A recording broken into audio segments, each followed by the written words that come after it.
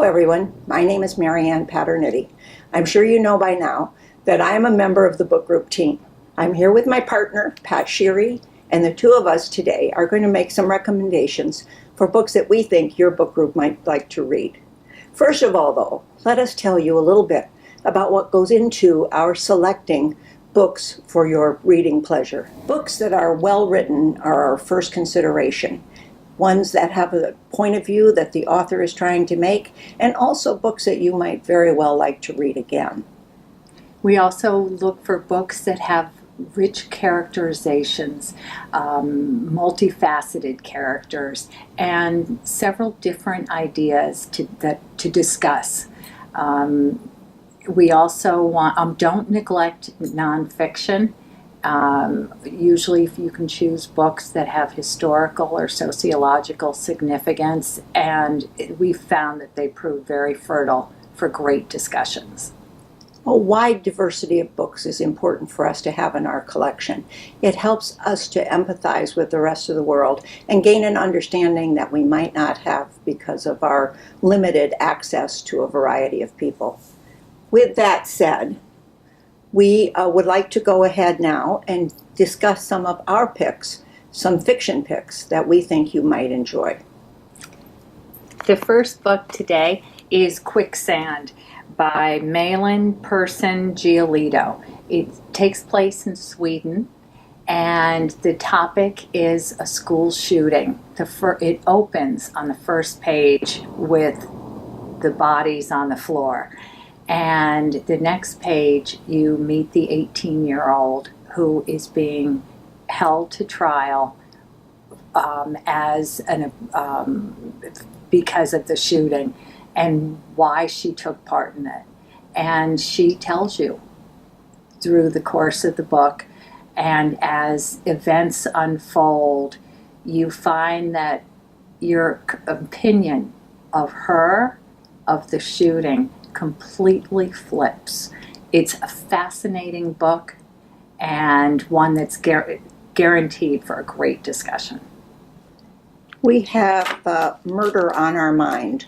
Long way down is the story of another murder, a murder that's been committed against a young 15-year-old boy's brother.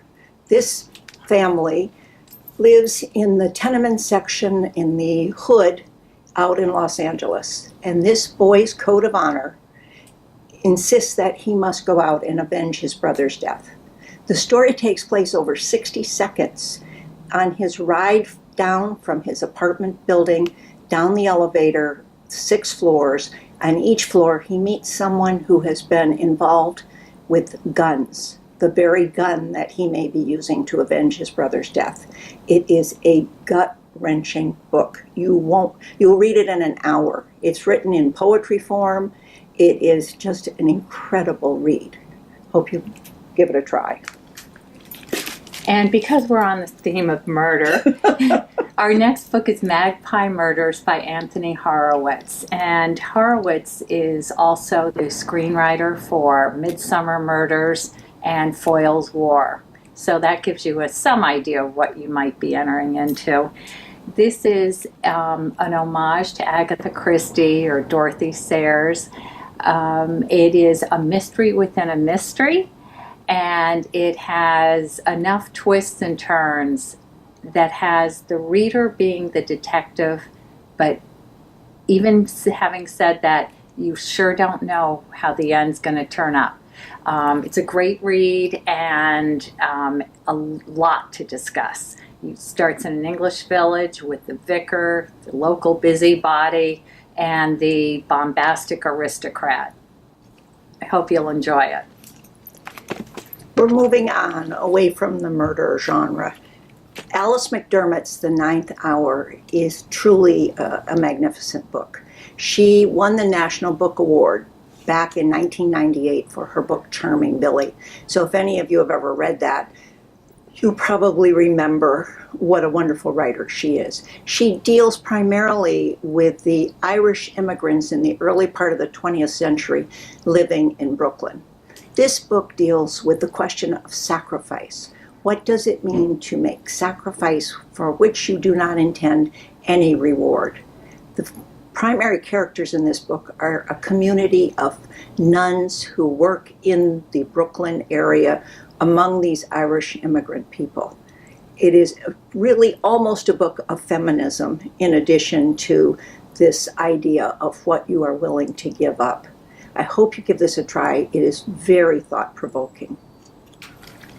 And our next book is a book that is titled, it's on fire right now, The Woman in the Window by A.J. Finn, who, by the way, will be here on March 28th at our novelty for lunch at Weburn. And the book takes place in a townhouse in Harlem. A woman by the name of Anna, who is agoraphobic, lives in a townhouse and busies herself throughout the day by spying on her neighbors. And early on in the book, you learn that she was a child psychologist, that her husband has left her and taken their 8-year-old child with him. And she watches out her windows during the day, and at night devotes herself to black and white films, large bottles of Merlot, and a few barbiturates on the side. Soon, Anna believes that she's seeing things in a neighborhood, particularly with a new family that's moved in across the way.